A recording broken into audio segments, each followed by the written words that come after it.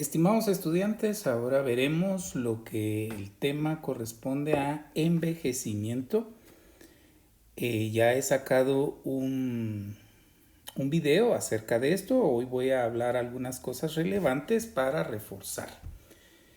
Vemos acá que hay un concepto muy importante que se llama expectativa de vida. Es el promedio de vida de una población o una región. Por ejemplo, América Latina, en los años 60, 1960, 56 años era el promedio de vida o expectativa. En los 90 aumentó a 68 y en el 2012 tiene 71. Esto también depende muchas veces de la sociedad, la economía, el acceso a los servicios de salud. Asimismo, el tipo de alimentación de la población, la radiación, el sol, a todos los cambios climáticos. No cabe duda que la pandemia del año 2020 para acá puede estar afectando o va a afectar la expectativa de vida. Las causas de envejecimiento las hemos clasificado acá por factores celulares asociados a envejecimiento. Quiero comentarles que son múltiples, quiere decir que pueden estar una y otra en el proceso del envejecimiento. A propósito, todos nosotros vamos envejeciendo. El niño, cuando empieza a caminar, se desarrolla, llega adolescente, después adulto, y cada etapa de esto va llegando al envejecimiento. Pues bien, veamos excitotoxicidad. Esto quiere decir que la célula pues sufre toxicidad interna. Vamos a ver que hay radicales libres que pueden pues que son producidos incluso normalmente, pero llega un momento en que sobrepasa la producción y puede ser tóxico. La deficiencia de energía lo vamos a ver que es el ATP, esa energía que es necesaria para que la célula esté trabajando. En el envejecimiento pues vamos a ver que va disminuyendo. Asimismo, factores de crecimiento tiene que ver con que ya la célula empieza a disminuir sus funciones, su replicación de su material incluso ya no se divide, y esto todo tiene que ser relacionado con factores de crecimiento.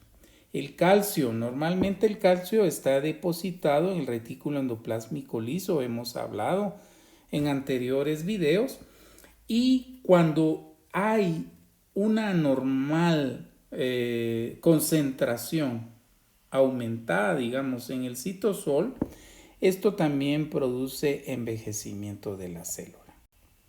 Acá podemos ver que uno de los cambios moleculares, hemos dicho, con la citotoxicidad es el aumento, por ejemplo, del NOS, que en inglés significa sintasa de óxido nítrico. Asimismo, un aumento anormal de ROS, que significa especies de oxígeno reactivos. Quiero aclarar que estos dos están normalmente produciéndose en la célula, pero están en equilibrio porque hay unos antioxidantes que disminuyen pues la concentración de los mismos y evitando la toxicidad de la misma. La disminución de ATP, hemos dicho que también esto ocurre a nivel de incluso mitocondria, está disminuida la producción. Vamos a ver que la cadena transportadora de electrones, se recordarán en su clase de mitocondria, esta era la previa que había en la producción de ATP. Pues bien, esta cadena está deficiente y asimismo produce menos ATP. Hay menos energía y por ende puede estar envejeciendo la célula. Y hemos también hablado del calcio citotoplásmico. Vamos a ver ahora las teorías que son más relevantes. Existen más de 600 teorías, pero las más relevantes son, por ejemplo, la primera es la teoría del daño oxidativo. Ustedes recordarán que es una oxidación cuando un átomo pierde un electrón. La reducción átomo gana un electrón. Asimismo, los procesos que se llaman oxidación y reducción. Entonces, vamos a ver que la acumulación, fíjense lo que dice acá, anormal, o sea, hay producción, pero cuando se acumula mucho, produce daños a nivel de las membranas de la célula, proteínas y ácidos nucleicos que son necesarios para, por ejemplo, el citoesqueleto, por ejemplo, la movilización de las vesículas, los ácidos nucleicos, pues hemos hablado del ADN, el ARN, respecto a transcripción y traducción. Hay una acumulación entonces de moléculas como el oxígeno con electrones no apareados, y eso es lo que le da entonces, decimos nosotros, radicales libres que pueden dañar y ser tóxicos para la célula. Acá en este cuadro aparecen donde hay procesos que producen estos ROS. Se habla de reacciones óxido-reducción, autooxidación. Acá en la 3 pueden ver la cadena transportadora de electrones que está ubicada en la membrana interna de la mitocondria. Reacciones de la ciclooxigenasa para la síntesis de prostaglandina y reacciones para la degradación de xenobióticos. Vuelvo a repetir, son mecanismos de formación que son normales. El problema es cuando se acumulan y no son antioxidados. Acá pueden ver ustedes todas las moléculas que son ROS, que son más importantes en el funcionamiento de la célula. Entre ellos está el óxido nítrico, el NO, dióxido de nitrógeno, peróxido de hidrógeno, ¿se acuerdan? Con peroxisomas, H2O2, y vamos a hablar cómo estos H2O2 son degradados por una enzima llamada catalasa. Eso lo pueden revisar en su tema de peroxisomas. Hidroxilo, también hemos visto la presencia de hidroxilo en muchos procesos que hemos estado hablando anteriormente. Y así pueden haber todos estos que si se van acumulando nos dan el problema de citotoxicidad. Ahora, algunas funciones beneficiosas para nuestras células, por ejemplo, acá en este cuadro tenemos óxido nitroso y aquí abajo peróxido de hidrógeno, H2O2. Ellos están acumulados, o sea, sí hay aumento, pero es para beneficio de nuestro organismo. Y es que estas dos células, macrófagos y neutrófilos que están en nuestro cuerpo, nos ayudan para defendernos de infecciones. Y les voy a explicar por qué. El óxido nítrico está acumulado en los macrófagos y estos macrófagos andan vigilando bacterias que están en el medio, y cuando detectan una bacteria o una célula que está anormal, la fagocita, o sea, la engulle, y dentro de ella tiene mucho óxido nítrico, en lo cual es tóxico y pueden matar a las bacterias o degradar a la célula que está enferma. En el peróxido de hidrógeno, con respecto a una célula llamada neutrófilo que también nos ayuda en la defensa de nuestro cuerpo, este peróxido de hidrógeno es tóxico para las bacterias. Ustedes recordarán que algunas veces las mamás o las tías, las abuelas usan agua oxigenada de un frasco algo marrón o café. Esto es agua oxigenada, lo que le llaman peróxido de hidrógeno. Y esto lo aplica para desinfectar. Y es porque las bacterias que pudieran haber en algún raspón o que se lastimaron la piel, le echan esto y ustedes van a ver una reacción como de burbujeo. Esa reacción de burbujeo quiere decir que están degradando el peróxido de hidrógeno sus células normales de su cuerpo. ¿Por qué? Porque dentro de ellas forman catalasa. La catalasa está formada en el peroxisoma, ¿se acuerdan?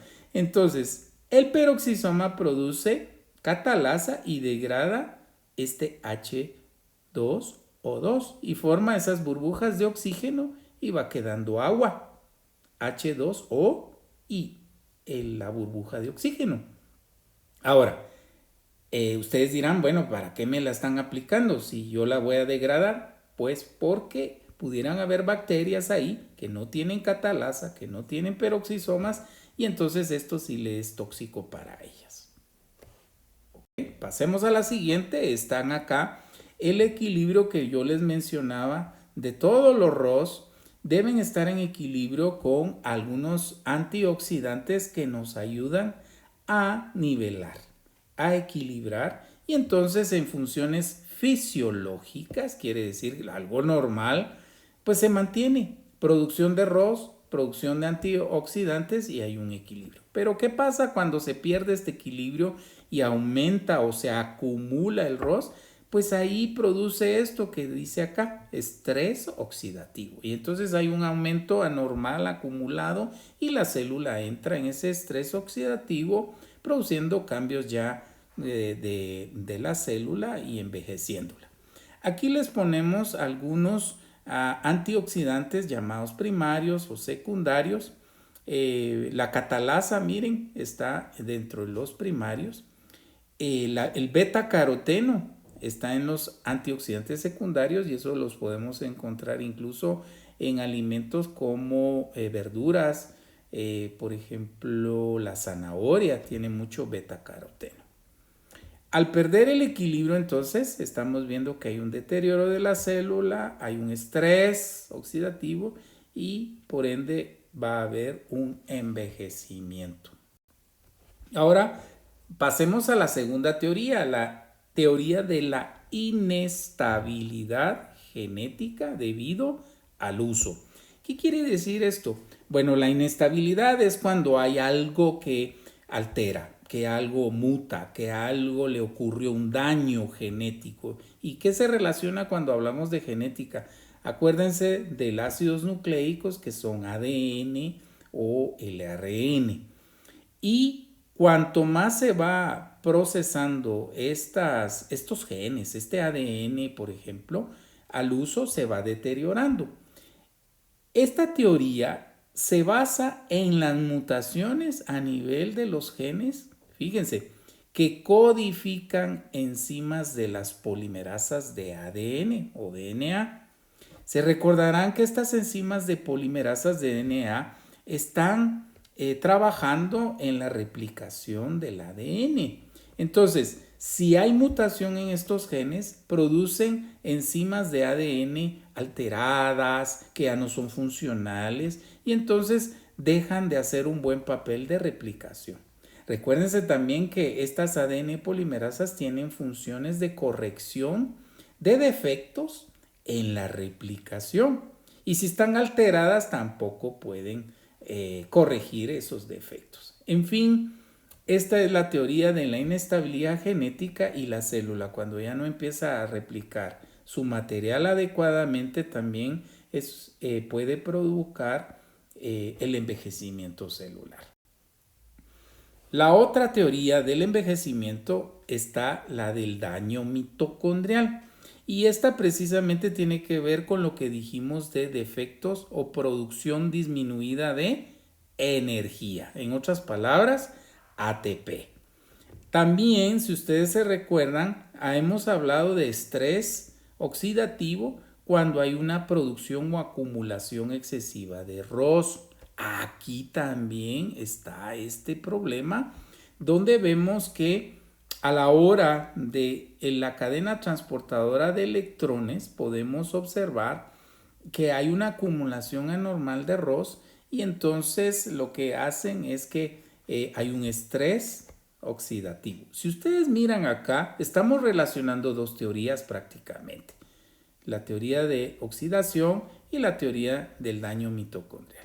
Y por último, esto va la mitocondria a alterar o avisar que va a entrar en apoptosis. Vamos a ver que hay dos vías de la apoptosis, una vía extrínseca y una vía intrínseca. Intrínseca se relaciona a todo lo interno de la célula y el organelo que interviene en la apoptosis vía intrínseca es mitocondria. ¿Qué otra teoría tenemos? La del acortamiento de telómeros. Ustedes se recordarán que los telómeros son unas partes, los brazos de los cromosomas. Y también se recordarán este dibujo donde por cada replicación del material genético vamos a ver que se van acortando los telómeros, o sea, esos extremos, esos bracitos de los cromosomas. Pero existe una enzima llamada telomerasa que ayuda a evitar este acortamiento. Entonces, mientras más activa está, produce esta reparación del acortamiento. Pero ¿qué pasa? Y aquí entra la teoría, cuando la enzima telomerasa está defectuosa. Entonces dicha enzima ya no puede mejorar esto y entonces lo que va a pasar es de que se van acortando los telómeros y eso dice que es un signo o es el reloj de la vida de una célula y cuando más cortos se vayan viendo los telómeros es signo de que va a llegar a la muerte celular, un envejecimiento. Entonces se observan los telómeros acortados. Recordar, teoría del acortamiento de los telómeros es cuando hay un defecto de la enzima telomerasa. Finalmente hablaremos de la teoría del envejecimiento programado genéticamente, conocido como progeria y o síndrome de Hutchinson-Gilford. Es un defecto de algunos genes que se expresan con el aspecto físico de los niños, evidenciando cambios de envejecimiento. A partir del segundo año se puede observar caída del cabello, la piel se va arrugando, adelgazando, defectos en huesos y cambios propios ya de personas de la tercera edad. Suelen aparecer normales cuando nacen los niños, pero durante el segundo año pues ya se van viendo más estos signos. Se dice que pueden estar alterados varios genes, entre ellos está el gen de la laminina. Se recordarán que este tiene que ver con el núcleo, con la envoltura nuclear y entonces dice que se van degradando y lo que ocurre es entrar la célula en muerte celular o apoptosis.